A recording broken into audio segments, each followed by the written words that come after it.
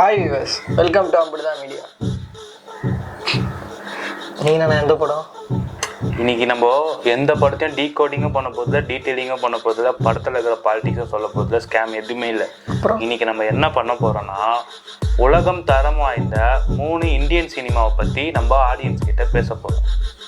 போவோமா?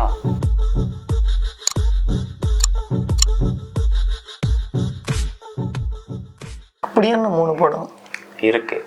ஆனால் அந்த 3 படமும் இந்த பீரியடிக்கில் வந்த படம் இல்லை. 1950, 1974 அந்த மாதிரி ஒரு பீரியடிக்கில் வந்த படம். இந்த 3 படத்தில் ஃபஸ்ட்டு படம், செகண்ட் படம், தேர்ட் படம் அப்படின்னு நம்ம ரேட்டிங் பண்ண போகிறதில்ல. ஒரு 3 தரமான ஒரு படம் நிறைய பேர் பார்த்துருக்க வாய்ப்பு இருக்குது. ஆனால் இந்த 3 படத்தை பார்க்காதவங்களும் நிறைய பேர் இருக்கவும் வாய்ப்பு இருக்குது. ஸோ நம்ம வந்து அவங்களுக்காக இந்த படத்தை நம்ம ரெப்ரசென்ட் பண்ணலாம். நம்ம 2024 நிறைய க்ரைம் த்ரில்லர் படத்தை கடந்து வந்திருப்போம், கரெக்டாக? நிறைய இருக்குது. ஆனால் 1976 தரமான ஒரு க்ரைம் மிஸ்ட்ரி த்ரில்லர் இருக்குன்னு சொன்னால், அதுவும் தமிழ் இண்டஸ்ட்ரியிலே இருக்குன்னு சொன்னால் நம்ப முடியுதா? அந்த படம் பேர் தான் துணிவே துணை. இந்த படத்தோட டைரக்டர் யாருன்னு பார்த்தா எஸ்பி முத்துராமன். இந்த ரைட்டர் யாருன்னு பார்த்தா பஞ்சு அருணாச்சலம். இவங்க தான் வந்து ஒரு மாஸ்டர் பீஸை தமிழ் இண்டஸ்ட்ரி கொடுத்துருக்காங்க. இந்த படத்தோட கதை என்னன்னா, ஒரு ஊரில் நடக்கிற மர்மமான விஷயங்கள், பேய், பிசாசு, இது முதற்கொண்டு அந்த ட்ரெயினில் வந்து ஒரு மொட்டை கேரக்டர் வரும். அதெல்லாம் வந்து ரொம்ப காமெடியாக இருக்கும். இந்த ஊரில் வந்து தொடர்ச்சியாக நிறைய விஷயங்கள் நடக்கிறதுனால அதுக்கு வந்து அகேன்ஸ்டாக ஒரு போலீஸ் ஆஃபீஸர் போடுவாங்க. ஃபஸ்ட்டு போகிற போலீஸ் வந்து இறந்துருவார், ஊருக்குள்ளேயே என்ட்ரி ஆக மாட்டார். அடுத்ததாக போகிறது தான் நம்ம தலைவர் ஜெய்சங்கர். அவர் வந்து அங்கே ஒரு பண்ணுவார், ஒரு மேசிவான ஒரு விஷயம். அதாவது மொத்த மூட நம்பிக்கைக்கும் அகேன்ஸ்டான ஒரு படம் தான் இது. துணிவே துணை பார்த்தவங்களுக்கு இது தெரியும், பார்க்காதவங்க மறக்காமல் பார்த்துருங்க. சூப்பர் படம். இந்த படத்தை பார்த்தீங்கன்னா இது உண்மையிலே 1976 எடுத்த படமான்ற டவுட்டு தான் உங்களுக்கு ஃபஸ்ட்டு தோணும். நம்ம அடுத்ததாக பார்க்க போகிற படம் வந்து உதிரி பூக்கள். இந்த படம் நிறைய பேர் பரிச்சயமாக இருக்கலாம், ஆனால் பார்க்காதவங்க மறக்காமல் கண்டிப்பாக பார்த்துருங்க.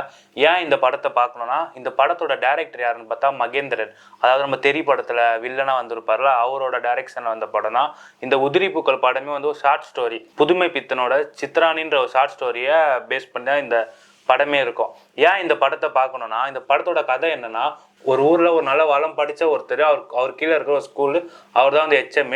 அவர்கிட்ட மாட்டிக்கிட்ட வந்து அவங்க ஒய்ஃபை பற்றி ரொம்ப டீட்டெயிலிங்காக பேசியிருப்பாங்க. அதாவது பெண்களை வந்து எவ்வளோ அடிமைத்தனமாக நடத்துகிறாங்கன்றத ரொம்ப ஓப்பனாகவே இந்த படத்தில் பேசியிருப்பாங்க. அதே மாதிரி இந்த உலகத்தில் பிறந்த எல்லாருமே வந்து சைக்கோங்க தான். எல்லாமே சைக்கோபாத்தோட லெவலில் தான் டிஃபர் ஆகியிருக்கோன்றத ரொம்பவுமே வந்து ஒரு கட்ஸாக இந்த படத்தில் சொல்லியிருப்பாங்க. ரொம்ப முக்கியமாக இந்த படத்தில் நம்ம பேச வேண்டிய விஷயம் இந்த கிளைமேக்ஸ் சீன் தான். ஆல்ரெடி பார்த்தவங்களுக்கு தெரிஞ்சிருக்கும். ஊர் மக்கள் எல்லாம் சேர்ந்து அவரை வந்து நீங்களா போய் செத்துருங்க அப்படின்ற மாதிரி ஒரு சீன் வரும். அப்படி சாகுறப்போ அது வரைக்கும் அவர் வந்து ரொம்ப ஒரு வில்லனா தெரிவார் நமக்கு. டைலாக்லாம் அந்த டோட்டல் கான்டெஸ்டே படத்துல மாறிடும். அவர் என்ன சொல்லுவார்னா, நீங்க எல்லாரும் ரொம்ப நல்லவங்களா இருந்தீங்க, ஆனா இன்னைக்கு உங்க எல்லாரையும் நான் என்ன போல மாத்திட்டேன். நான் செஞ்ச தவறுகள்லயே பெரிய தவறாதான் அப்படின்ற ஒரு டைலாக்லயே அவர் வந்து இவன் பாவம் அப்படின்ற மாதிரி தோண வச்சிடும் நமக்கு. மறக்காம பார்த்துருங்க. அதே மாதிரி உதிரி பூக்கள் படம் யாரெல்லாம் பார்த்துருக்கீங்களோ மறக்காம கமெண்ட் செக்ஷன்ல கமெண்ட் பண்ணுங்க. பார்க்காதவங்க பார்த்துட்டு வந்து படம் எப்படி இருக்குன்றத கமெண்ட் செக்ஷன்ல போட்டுருங்க. லாஸ்ட் பட் நாட் லீஸ்ட், இப்போ நம்ம எந்த படத்தை பற்றி பார்க்க போகிறோம்னா பதீர் பஞ்சாலி. இந்த படத்தை வந்து ஏன் பார்க்கணுன்னா, நான் ஒரே ஒரு இன்சிடென்ட் மட்டும் சொல்கிறேன். இந்த படத்தோட டைரக்டர் வந்து சத்யஜித் ராய், ஓகேவா? அவர் வந்து மாஸ்டரு. ஒரு நாளைக்கு வந்து சத்யஜித் ராய்க்கு வந்து ஒரு அன்னோன் கால் வருது. அன்னோன் காலில் வந்து ஒரு 19 வயசு ஒரு யங்ஸ்டர் வந்து ஃபோன் பண்ணி பேசுகிறாரு. இந்த மாதிரி உங்களோட பதீர் பஞ்சாலி படம் பார்த்துட்டு இதுதான் உங்கள் இந்தியன் கல்ச்சராக சூப்பராக இருக்குது, இந்த மாதிரி ஒரு சினிமாவை நான் லைஃப்பில் பார்த்ததே இல்லை அப்படின்னு சொல்லிட்டு ஒரு அமெரிக்காலேருந்து ஒரு கால் பண்ணி ஒருத்தர் வந்து பதீர் பஞ்சாலி படத்தை பற்றி நிறைய பேசினார். யார்கிட்ட? சத்யஜித் ராய் கிட்ட. ஓகேவா? பேசினது யார் தெரியுமா? இதாண்டா சினிமா, மார்ட்டின் ஸ்கார்சி தாத்தா. I was a kid. I was living on the Lower East Side, and the first film that I really saw about India was Pathet Panchali by Sajid Ray. And I realized it was a film that was made by Indians for Indians for the world, not through other cultures. ஏன் வந்து இந்த படம் வந்து அவ்வளோ பெரிய ஒரு தாக்கம்னா, இதை படம் அகாடமிக் அவார்டு அடிக்கிறப்போ சத்யஜித் ராய் வந்து உடம்பு முடியாமல் ஹாஸ்பிட்டலில் இருந்திருப்பார். அவர் வந்து வீடியோ மூலியமாக தான் அந்த இதுவே அட்டன் பண்ணியிருப்பார். ஓகேவா? ஏன் வந்து இந்த படம் ரொம்ப முக்கியம்னா, இப்போ நம்ம நிறைய பேர் நம்மளே வந்து கான்ட்ரவர்சியாக மாற்றினாங்க. அடமன் கேர்ளோட எக்ஸாக்ட் மீனிங் உங்களுக்கு தெரியுமா, உங்களுக்கு சினிமா நாலேஜ் இருக்கா அப்படிலாம் கேட்டாங்க. அவங்க வந்து வாழ்க்கையில் ஒரு தடவையாச்சும் இந்த படம் பார்க்கணும்.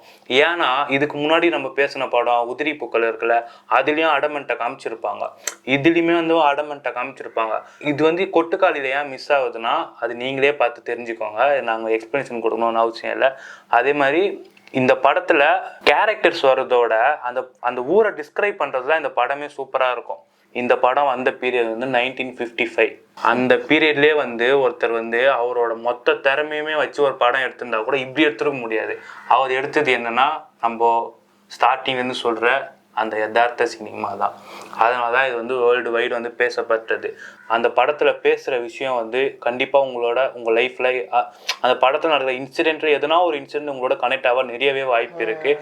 லாஸ்ட் சீன்ஸ் முதற்கொண்டு லாஸ்ட்டில் வந்து அந்த மழை பெஞ்சு அந்த வீடு இடிஞ்சு விழுந்த சீன்லாம் வந்து அது ரொம்ப ஒரு எமோஷ்னலாக இருக்கும். ப்ளஸ் வந்து நம்ம இந்தியன் கல்ச்சரை, நம்ம இந்தியன் பீப்புள்ஸ் எப்படி இருப்பாங்க, நம்ம இந்தியன் பீப்புள்ஸ் எதுக்கு என்ஜாயபிளாக இருப்பாங்க, நம்ம வந்து நம்மளோட என்ஜாய்மெண்ட் என்ன, நம்மளோட தேவை இந்த உலகத்தில் என்ன, நம்ம ஏன் இங்கே இருக்கோன்றத ரொம்பவுமே டிஸ்கிரைப் பண்ணியிருப்பாரு. ஒரு இடத்துல கூட நீ அந்த பதீர் பஞ்சாலி படம் பார்த்தவங்களுக்கும் சரி, இதுக்கப்புறம் பார்க்க போகிறவங்களுக்கும் சரி, நான் ஒரு ஓப்பனாக ஒரு விஷயம் சொல்கிறேன், ஒரு இடத்துல கூட நீங்கள் வந்து சினிமேட்டிக்காக பார்க்க மாட்டீங்க, நீங்கள் அந்த இடத்துக்கு போயிடுவீங்க. அதான் இந்த படத்தோட ரொம்ப பெரிய ப்ளஸ்ஸே. இந்த படத்தை போய் நம்ம டிஸ்கிரைப் பண்ணுற அளவுக்கு நம்ம ஒன்றும் பெரிய ஆள் கிடையாது தான் நான் நினச்சிப்பேன். ஆனால் நீங்கள் கண்டிப்பாக பாருங்கள். இப்போது நம்ம 3 படத்தை பற்றி பேசியிருக்கோம். துணிவே துணை.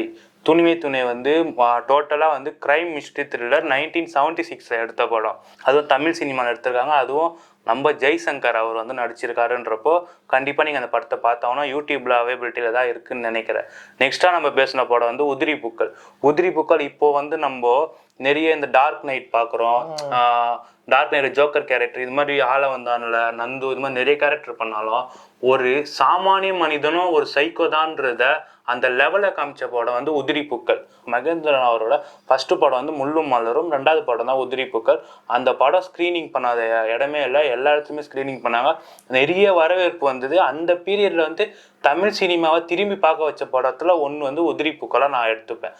லாஸ்ட்டாக நம்ம சொன்னது தான் வந்து பதீர் பஞ்சாலி. இந்த படத்தில் நம்ம இந்தியன்ஸ் யார், நம்ம வந்து எப்படி நம்ம பூர்வீகம் எப்படி இருந்தது, அதே மாதிரி நமக்கான இங்கே தேவை என்ன, ஒரு குவைட் புவராக இருக்க ஒரு ஃபேமிலியில் ஒரு மனுஷன் அந்த ஃபேமிலியை ரன் பண்ணுறதுக்கு எவ்வளோ கஷ்டப்படுறான். இது வந்து கண்டிப்பாக எல்லாரோட லைஃப்லையும் கனெக்ட் ஆகும்.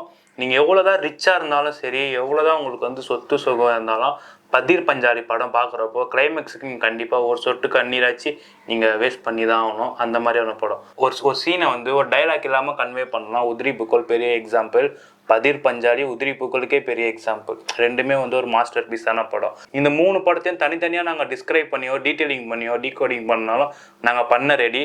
அதுக்கு நீங்கள் பண்ணுறது என்னென்னா இந்த 3 படத்தையும் மறக்காமல் பார்த்துருங்க. பார்த்துட்டு மறக்காமல் மிஷின் கம்ப்ளீட்டட்னு கமெண்ட் செக்ஷனில் கமெண்ட் பண்ணிவிடுங்க. அதே மாதிரி நிறைய பேர் இரவின் நிழல் கேட்டு இருந்தீங்க. இரவின் நிழல் வந்து அந்த ப்ராசஸ் அம்போட்டு தான்.